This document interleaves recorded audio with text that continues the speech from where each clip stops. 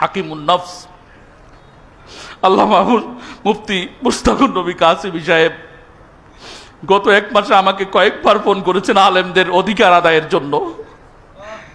তিনি কোনো আলেম নির্যাতিত হলে তিনি পাগল হয়ে যান। কোনো আলেম নির্যাতনের শিকার হয়েছে কুমিল্লা, নোয়াখালী আশপাশে কোনো জায়গায়, তিনি আমাকে ফোন করেন। কেন? কি জন্য ফোন করেন? দরদ আল মুমিনুনা কারাজুলিন ওয়াহিদিন ইন ইশতাকা আইনুহু ইশতাকা কুল্লু ওয়া ইন ইশতাকা রাসু ইশতাকা কুল্লু। আমরা আমাদের মুফতি মোতালেব হোসেন সালেহী সাহেব এসেছেন, হযরতের সন্তানকে খুঁজে পাওয়া যাচ্ছে না। হুজুর আমাদের মুরব্বী হাকিমুন নফস হাফিজাহুল্লাহ দামাত বরকাতুম তিনি আমাকে ফোন করেছেন। আমি সাথে সাথে লাকসামের ওসিকে ফোন করি, ইউনোকে ফোন করেছি। আমরা তাদেরকে আলটিমেটাম দিয়েছি আজকে পর্যন্ত, আজকে হযরতের সাথে দেখা হবে। আমাদের একটা টার্গেট ছিল, আমরা হুজুরের এখানে আসব, হুজুরের দিক নির্দেশনা নিয়ে আমরা আগামীতে কি করতে হবে সেটা করব। আমরা আগামীকাল কুমিল্লা পুলিশ সুপারের সাথে সাক্ষাৎ করব।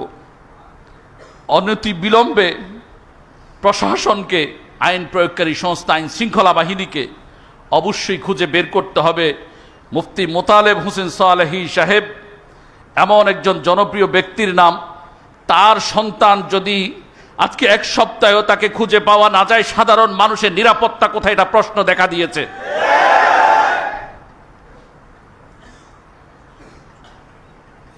আমি আশা করব এই আজকে আমরা একটা শপথ নিব, সেটা হচ্ছে যে আমরা এই হাদিসের অনুসারে আল মুমিনুনা কারাজুলিন ওয়াহিদিন ইন ইশতাকা আইনুহু ইশতাকা কুল্লু ওয়া ইন ইশতাকা রাসুহু ইশতাকা কুল্লু।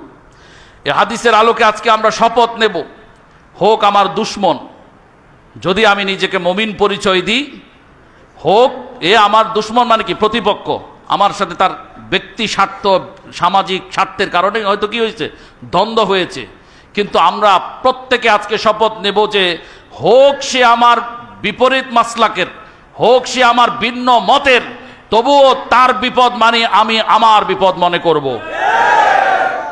রাজি আছি তো ইনশাআল্লাহ? কোন ইমাম খতিব মিম্বারে ময়দানে কথা বললে, লাঞ্ছিত হলে আমি তার সহায়ক হিসেবে দাঁড়িয়ে যাব। আমাদের জীবদ্দশায় কোন ইমাম খতিবকে সুদখোর, ঘুষখোর, বেনামাজি, ওই চাঁদাবাজ, মাদক সেবী, মাদক ব্যবসায়ী কোনো অবস্থাতেই তাকে বিদায় করতে পারবে না। যদি আমরা এটা করতে না পারি তাহলে ইসলাহী মাহফিলে এসে কোনো লাভ হবে? কুমিল্লাতে এক বর্ষিয়ান আলেম, হাজার হাজার আলেমের উস্তাদ, আমাদের হাকিমুন নফস দামাত বরকাতুম ওনারও উস্তাদ, উনি বললেন, আল্লামা ইউসুফ ইকবাল সাহেব দামাত বরকাতুহুম নিবৃত্ত চারি একজন আলেম, প্রচার বিমুখ আলেম, উনি ঘর ভাড়া দিছেন এক ব্যবসায়ীর কাছে, স্থানীয়। তো সেই ব্যবসায়ী অনিয়ম করে, অন্যায় আচরণ করে। তিনি শুধু বলেছেন, একটু মৌখিক নোটিশ দিয়েছেন, তুমি এভাবে করলে বাবা, আমার সুন্দর করে বলেছেন আমার ঘরটা ছেড়ে দিও। এই অপরাধে হুজুরের গায়ে এমন আঘাত করেছে, চাপাতি দিয়ে এমন কোপ দিছে, হুজুরের 2 আঙ্গুল 2 দিকে চলে গেছে। এখনো হুজুর অসুস্থ, এখনো ভালো হয়নি প্লাস্টার করা। আমরা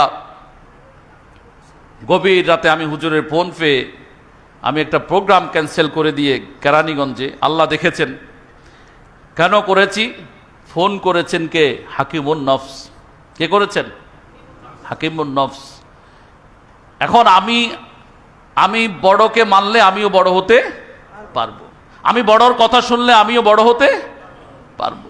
আমি বুঝেছি হযরতের ফোনের যে আবেদন, যে দরদ, আমি আমার মহাসচিব মহোদয় সহ আমরা গাড়ি ছাড়তাম কেরানীগঞ্জের দিকে, আমরা গাড়ি ছাড়লাম হচ্ছে লাকসামে।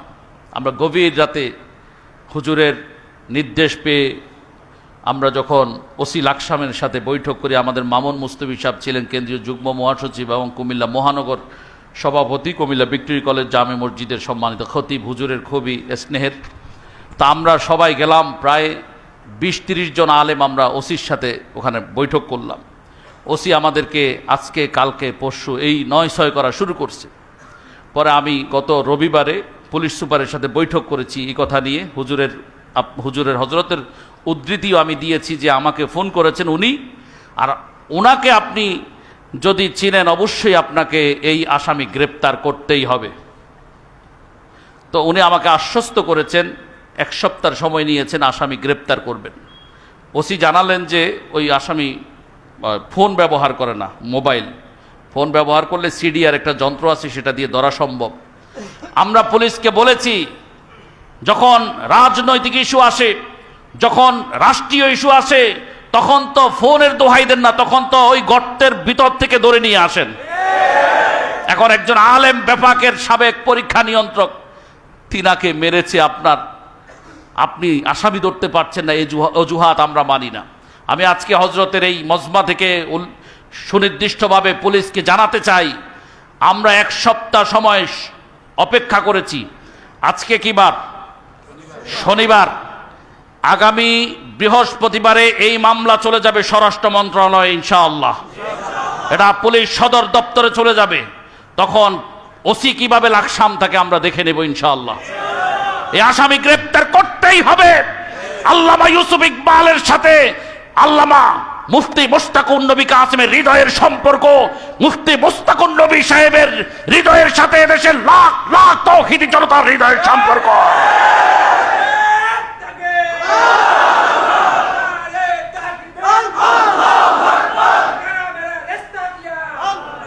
আমার ভাইয়েরা, আমি আগামীকাল ইনশাআল্লাহ আমার হজরত সকালবেলা ইনশাআল্লাহ কোথায় থাকবেন? আগামীকাল সকালে লাকসামে। আগামীকাল আপনাকে নিয়ে আমরা পুলিশ সুপার সাহেবের সাথে দেখা করব, কুমিল্লার পুলিশ সুপার। যেই কোনো মূল্যে মুফতি মোতালেব হোসেন সালেহী সাহেবের সন্তানকে আমরা সুরক্ষিতভাবে উদ্ধার চাই, দেখতে চাই। এটা কোনো খেলতামাশার কথা নয়, এটা সাধারণ কোনো কথা নয়। এদেশে লক্ষ লক্ষ মানুষ মুফতি মোতালেব হোসেন সালেহীর ভক্ত আছে। এদেশের হাজার হাজার মানুষ তাকে পছন্দ করে। তার সন্তানকে লুকিয়ে রেখে অপহরণ করে কোনো সন্ত্রাসী বাঁচতে পারবে না। আমি যারা অপহরণ করেছেন, যদি করে থাকেন, আমি আপনাদের কাছে করজোড় করে অনুরোধ করছি, আপনাদের 2টি পায়ে আমি হাত রেখে বলছি, আল্লাহর ওয়াস্তে এই লোকটার আপনি কষ্ট দিয়েন না। বাবা হিসেবে উনি কেমন আছেন এটা আপনি হয়তো জানবেন না। তার আলী আসছে আপনাদের কাছে, আপনাদের 2টি পা, আমাদের 2টি হাত, মেহেরবানি করে এই ছেলেটাকে কোনো ক্ষতি করবেন না। আমরা সবাই আপনাদের জন্য দোয়া করব। আল্লাহ আপনাদেরকে অনেক সম্মান দিবেন। নিয়ে গেছেন, কিন্তু ওই ছেলেটার গায়ে হাত দিবেন না, তাকে মারবেন না, তাকে সুরক্ষিত রেখে বাবার কোলে ফিরিয়ে দিবেন। আল্লাহ আপনাদের সন্তানদেরকে হেফাজত করবে না। আমি